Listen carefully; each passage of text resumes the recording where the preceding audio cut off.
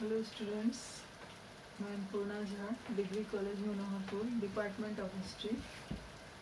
इस क्लास में हम सेमेस्टर 5 CC 12 में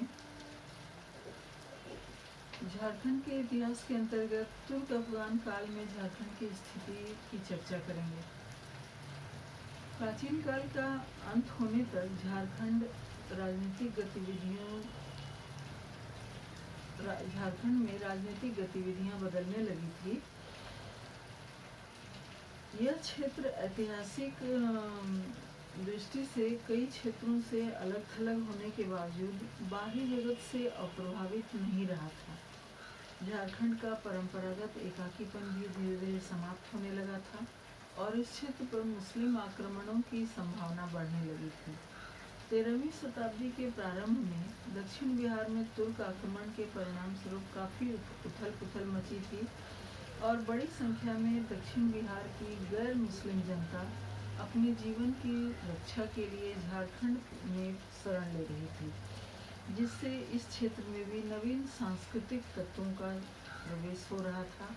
दिल्ली में गुलाम वंश की स्थापना के साथ ही जो हलचल पूरे देश में आरंभ हुई, उससे झारखंड भी अछूता नहीं रहा। उस दौर में यहाँ राजनीतिक उथल पुथल नहीं के बराबर थी। इल्तुतमिश ने इस क्षेत्र की ओर थोड़ा ध्यान दिया तथा बंगाल को बिहार झारखंड से अलग कर दिया। उसने मलिक सैफुद्दीन को बंगाल का गवर्नर बनाया था। उस समय झारखंड की सीमा के आसपास उसकी छावनियाँ स्थापित की गई थी। मनेर ताम्रपत्र में 1126 ईस्वी में तुर्क कर का जिक्र गढ़वाल राजा गोविंद चंद्र के द्वारा किया गया है। इसके अनुसार मोमिन आरिफ इमाम मोहम्मद ताज फकीह ने राज मनेर को पराजित किया था। यह विजय इस बात को साबित करता है कि बख्तियार खिलजी के आगमन से पूर्व भी इस क्षेत्र में इस्लाम का आगमन हो चुका था। ऐतिहासिक सूत्रों के अनुसार 1206 ईस्वी में बख्तियार खिलजी ने बंगाल पर आक्रमण करने के लिए झारखंड के मार्ग को चुना था। इसके लिए उसने पुरुलिया मार्ग का अनुसरण किया था। उस समय नागवंशी शासक जलकर्ण का शासन था। 1180 से 1218 ईस्वी तक उसका शासन रहा था। बख्तियार खिलजी के द्वारा बंगाल आक्रमण के अलावा जब मगध साम्राज्य पर हमला किया गया तो संभवतः उस समय झारखंड भी मुस्लिम आक्रमणकारियों के प्रभाव में आया था।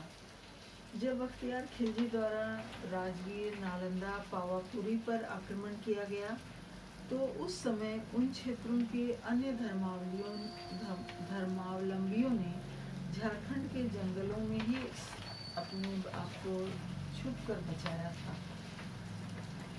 झारखंड में उस समय नागवंशी शासक गोकर्ण का एवं हरिकर्ण का शासन था। खोखरा के नागवंशी राजाओं ने उस समय भी न केवल यहाँ की शासन व्यवस्था को बनाए रखा, बल्कि तुर्कों के आक्रमण के विरुद्ध भी साहस और धैर्य का परिचय दिया। पूरे झारखंड के विभिन्न क्षेत्रों में बौद्ध, जैन तथा अन्य देवी देवताओं की मूर्तियाँ इस बात का संकेत देती हैं कि यहाँ इन धर्मों का प्राचीन काल से ही अस्तित्व था। बख्तियार खिलजी के आक्रमण से सभी क्षेत्रों के लोग आक्रांत हुए थे। बंगाल पर अधिकार कर लेने के पश्चात शाही लश्कर दरभंगा के मार्ग से होकर बंगाल जाती थी। दरभंगा शब्द की उत्पत्ति भी दर्रे बंग या बंगाल का दरवाजा शब्दों से हुई है। उस समय रोहतासगढ़ के समीप के क्षेत्रों में जनजातियों द्वारा शाही लश्करों के द्वारा अक्सर लूटपाट किया जाता था। शाही लश्करों के साथ लूटपाट किया जाता था। मुस्लिम शासकों द्वारा इस क्षेत्र में आक्रमण का मुख्य उद्देश्य इन लूटपाट की घटनाओं को रोकना था। हीरे और सोने की प्राप्ति का उद्देश्य तो शायद काफी बाद की घटना मानी जाती है। संभवतः जंगलों से जंगली जानवर तथा लकड़ी और विशेषकर हाथियों की प्राप्ति भी अन्य कारण रहे होंगे। कुछ इतिहासकारों के अनुसार बख्तियार खिलजी की सेना में जनजातीय लोगों को भी शामिल किया गया था। उनका कहना है कि बख्तियार खिलजी की सेना के साथ ही उरांव लोगों ने रोहतासगढ़ से छोटा नागपुर में प्रवेश किया था। बख्तियार खिलजी 1206 ईस्वी में पूरे बिहार, बंगाल और कामरूप बंग का अधिकारी बन गया था, लेकिन 1206 ईस्वी में ही अली मर्दान नामक एक अन्य अधिकारी ने, जो कि उसका सहायक था, उसकी हत्या कर दी। बख्तियार खिलजी की हत्या के पश्चात अली मर्दान ने जाजनगर, बंग, कामरूप और तिरहुत पर अधिकार कर लिया। इसके साथ ही झारखंड भी उसके अधिकार क्षेत्र में चला गया। गुलाम वंश के शासनकाल में कुतुबुद्दीन ऐबक, इल्तुतमिश तथा बलबन के समय तक होने वाले राजनीतिक उथल-पुथल का प्रभाव झारखंड पर पड़ा। रजिया सुल्तान इस क्षेत्र के वैभव से प्रभावित थी, पर उसे शासन करने के लिए अधिक समय ही नहीं मिल सका। उसके पिता इल्तुतमिश ने लखनौती पर स्वयं आक्रमण किया तथा बंगाल को बिहार, झारखंड से अलग कर दिया। उसके शासनकाल में मलिक सैफुद्दीन को बिहार और झारखंड का गवर्नर बनाया गया था। गुलाम वंश के शासनकाल में ही मुस्लिम सैनिकों की छावनियां झारखंड की सीमाओं पर कायम की गई थी, जिसके पश्चात सैनिकों के मेल जोल से जनजातीय जीवन में एक नई संस्कृति का समावेश होने लगा। खिलजी वंश के काल में अलाउद्दीन खिलजी ने अपने शासनकाल में 1310 ईस्वी में अपने सेनाध्यक्ष छज्जू मल्लिक को नागवंशी राज्य पर आक्रमण करने के लिए भेजा। छज्जू मल्लिक ने अपने सैन्य बल के साथ इस क्षेत्र में पहुंचकर नागवंशी राज्य पर हमला किया और उसे परास्त कर उसके उत्तराधिकारी को कर देने के लिए विवश किया। अलाउद्दीन खिलजी के सेनापति मलिक काफूर ने जब दक्षिण भारत के विजय के लिए अभियान आरंभ किया, तो उसने भी झारखंड के मार्ग को ही चुना। मलिक काफूर ने अपने दक्षिण भारत के अभियान में बंगाल की सेना में जनजातीय लोगों को भी शामिल किया।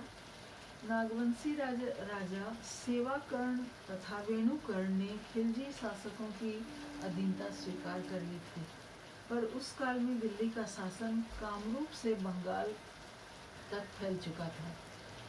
तुगलक वंश के शासनकाल लगभग 94 वर्षों का था।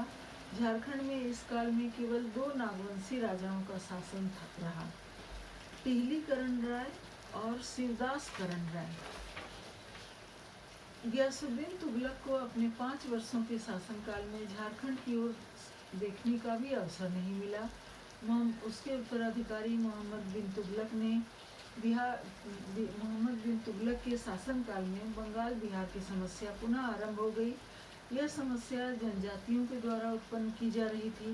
बख्तियार खिलजी के समय इस क्षेत्र का प्रशासनिक केंद्र उदंतपुरी अर्थात वर्तमान बिहार शरीफ को बनाया गया था। बंगाल बिहार मार्ग पर जनजातीय और गैर जनजातीय लोग शाही लश्करों को लूटकर झारखंड के जंगलों में छिप जाते थे। अतः झारखंड के इन विद्रोही जनजातियों के विरुद्ध कार्रवाई करना अत्यंत आवश्यक हो गया था। बिहार बंगाल के गवर्नर इस लूटपाट को रोकने में अक्षम साबित हो रहे थे। अतः मोहम्मद बिन तुगलक ने मोहम्मद इब्राहिम बया नामक सेनापति को स्थिति को नियंत्रित करने के लिए भेजा। उस समय खोखरा में नागवंशी राजा रेणुकर्ण का शासन था। मोहम्मद इब्राहिम बया विद्रोहियों का दमन करते हुए हजारीबाग जिले के चाई चंपा नामक स्थान तक पहुंच गया। वहां पहुंचकर उसने अपनी स्थायी सेना का जमाव कुछ समय के लिए किया। संथालों की पौराणिक कथाओं के अनुसार यह घटना 1340 ईस्वी के आसपास की है। इन्हीं कथाओं के अनुसार उनके पूर्वज प्रवासी क्रम में हजारीबाग के चाई चंपा पहुंचे थे। उनका सरदार जनरा चाई चंपा किले में रहता था। 1340 ईस्वी में इब्राहिम अली ने संथालों पर हमला कर दिया और बीहा के किले पर अधिकार कर लिया। मजबूर होकर संथाल अपने सरदार तथा अन्य विद्रोहियों के साथ उस क्षेत्र से भाग गए। मलिक इब्राहिम बया ने किले पर अधिकार कर लिया और उसे हजरत फतेह अली खां के सुपुर्द करके उदंतपुरी वापस लौट गया। फिरोज शाह तुगलक का शासनकाल 1351 ईस्वी से 1388 ईस्वी तक था। राजगद्दी संभालने के 8 वर्षों के पश्चात उसने 1359 ईस्वी में झारखंड के रास्ते आगे आया, बंगाल की ओर बढ़ा था।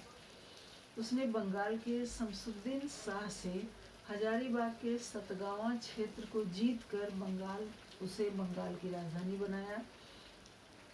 1372 ईस्वी में जब उसने उड़ीसा पर आक्रमण करने की योजना बनाई तो पुनः उसने इसी मार्ग का इस्तेमाल किया। फिरोज शाह तुगलक के शासनकाल में बागदेव सिंह नामक व्यक्ति ने रामगढ़ राज्य की स्थापना की। नागवंशी राजाओं से उसका मतभेद था। इन घटनाओं से यह प्रमाणित होता है कि नागवंशी राज्य अवश्य ही ताकतवर होगा, तभी तो फिरोज शाह का अधिकार इस क्षेत्र से बाहर तक ही रहा। 1401 ईस्वी में तत्कालीन नागवंशी राजा शिवदास कर ने घाघरा में हापा मुनि मंदिर की स्थापना की और तत्कालीन राजगुरु मराठा ब्राह्मण सियानाथ देव से मंदिर में मूर्ति की प्राण प्रतिष्ठा करवाई।